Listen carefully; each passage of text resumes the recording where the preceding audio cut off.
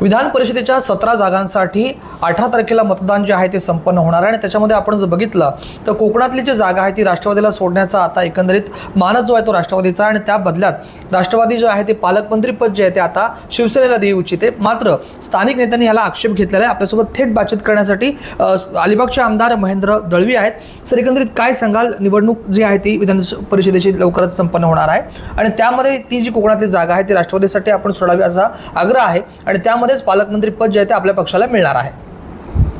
असं की मला माहीत नाही आहे, पण 18 जूनला स्थानिक स्वराज्य संस्था निवडणूक म्हणजे विधान परिषदेची कोकण विभागाची निवडणूक लागली। असं महाराष्ट्रातल्या 17 ठिकाणी निवडणुका होत आहेत आणि मागच्या वर्षी आम्ही ही निवडणूक धनुष्यावर लढलो होतो राजू साबळेच्या रूपाने।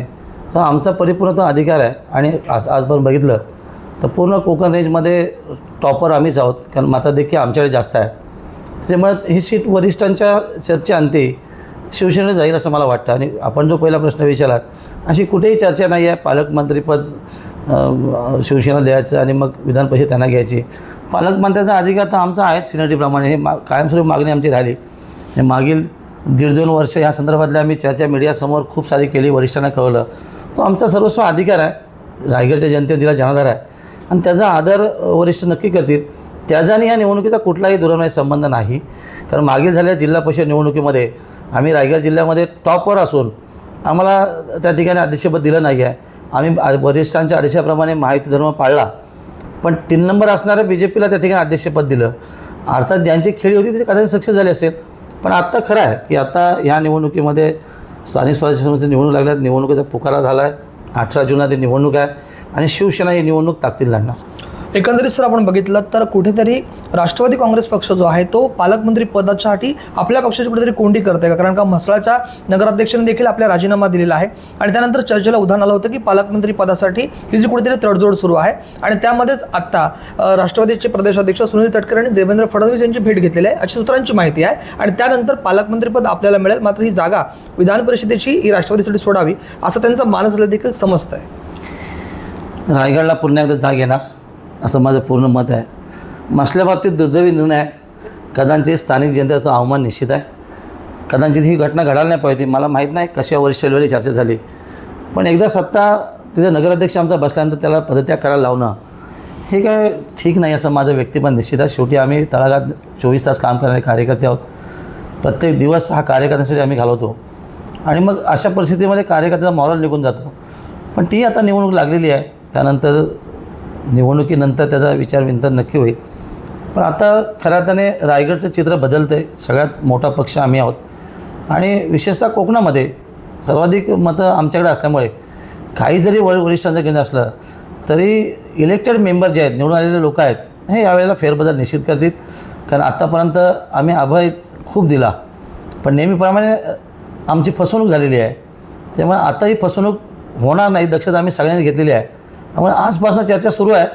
तेव्हा मला असं वाटतं येणाऱ्या 18 तारखेच्या निवडणुकीमध्ये शिवसेनेचा उमेदवार उभा करून तर निवडून आणणार ही ताकद आमची निश्चित आहे। एक शिवसेनेला नाही मिळेल असं मला नक्की वाटतं, की आत्तापर्यंत बघितलं की एकंदर रायगडने शिवसेनेवरती किंवा कोकणाने भरभरून प्रेम दिले, त्यामुळे शिवसेनेलाच उमेदवार द्यावी 17मधून आमची जरी अशी आमची मागणी आग्रही नक्की आहे। आणि ती वरिष्ठ आमचे आदरणीय शिंदेसाहेब, कोर कमिटी असेल आणि महायुतीचे सगळेच नेते असतील या संदर्भातला योग्य निर्णय करतील।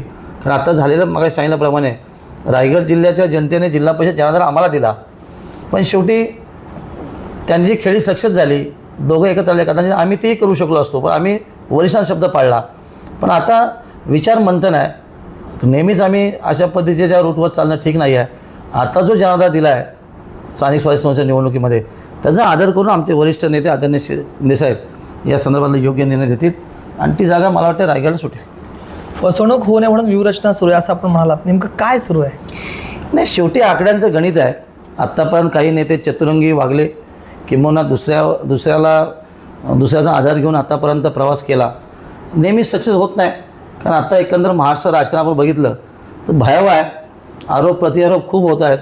तर मला असं वाटतं वरिष्ठांनी पण या बाबतीमध्ये विचारमंथन करावं आणि सबुरी सल्ला द्यावा। तीच जादू कायमस्वरूपी चालत नाही आहे।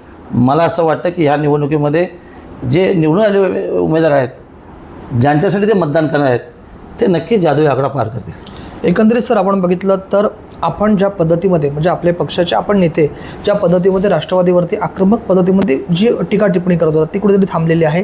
जिल्हा परिषदेमध्ये आपण आता तिन्ही पक्ष एकत्र आलेला आहात, मात्र तरी देखील पालकमंत्री पदाचा तिढा सुटत नाही आहे. पालकमंत्री पदासाठी राष्ट्रवादी काँग्रेस पक्षाकडून विविध मागण्या केल्या जात आहेत.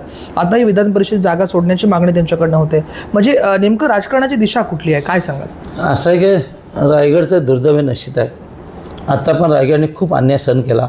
छत्रपतींचा जिल्हा आहे, मायभूमी आहे छत्रपतींची, आणि आम्ही सगळे मावळे आहोत. पण आत्तापर्यंत ज्या चतुराईने आत्तापर्यंत आम्हाला फसवलं गेलं, आता ह्या सगळ्यांची गोळाबेरीज नक्की होणार असं मला वाटतं. त्यामुळे ही निवडणूक शिवसेना दृष्टीने आणि आम्हा सगळ्या दृष्टीने अतिशय प्रतिष्ठेची आहे. ही निवडणूक आम्ही ताकदीने लढणार. वरिष्ठांना आम्ही उद्याच जाऊन या संदर्भात चर्चा करणार. तिन्ही आमदार असतील, जिल्हाप्रमुख असतील, आम्ही आमची आग्रही मागणी करणार. कारण जिल्ह्यात जनाधार जिल्हा परिषद बाबतीमध्ये खरं तर शिवसेनेवर भगवा फडकावला पाहिजे. पण महायुती धर्म पाळला, वरिष्ठांचे आदेश आम्ही पाळले. कदाचित महाराष्ट्रात झालेल्या सगळ्या जिल्हा परिषद निवडणुकीच्या बाबतीमध्ये जर व्यवस्थित बसून काय झालं, चर्चा झाली असती, तर रायगड नक्की शिवसेना आली असती. जसं साताऱ्याचं आपण उदाहरण सांगतो, परभणीत सांगतो, की या सगळ्या जिल्हा परिषदेचा निकाल आपण बघितला तर आत्ता वरिष्ठ या संदर्भातलं महायुती धर्म पाळून विचार नक्की करतील. मला असं वाटतं रायगडच्या बाबतीमध्ये हा वरिष्ठ योग्य निर्णय घेऊन आम्हाला नक्की देईल.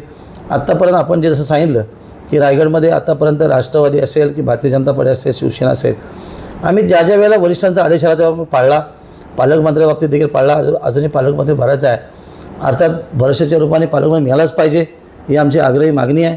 सिनियरिटी आहे, त्यांचा अनुभव आहे, आणि मग त्यावेळच्या वाटपामध्ये किंवा त्यावेळच्या राजकीय परिस्थितीमध्ये तो निर्णय घेतला गेला असेल. पण तरी देखील मुख्यमंत्री महोदयांनी त्याला स्थगित दिली. आणि मग आत्ता आम्हाला असं वाटतं की ह्या सगळ्या गोष्टीमध्ये जसं रायगड जिल्हा परिषदेला भारतीय जनता पार्टीचा कमी असून त्यांचा अध्यक्ष बसला, तसं यावेळेला आम्हाला त्यावेळेला आम्ही देखील जास्त मताधिक्याने होतो तिथे. आत्ता मला असं वाटतं या स्थानिक स्वराज्य निकाला विधान परिषद निवडणुकीच्या अनुषंगाने आम्हाला शिवसेना ही शीट सोडतील आणि रायगडवासीय शिवसैनिक ते निवडणूक नक्की लढणार. बस सर, हे होते आमदार महेंद्र दळवे. राज वैशंपायन, टीव्ही मराठी, अलिबाग, रायगड.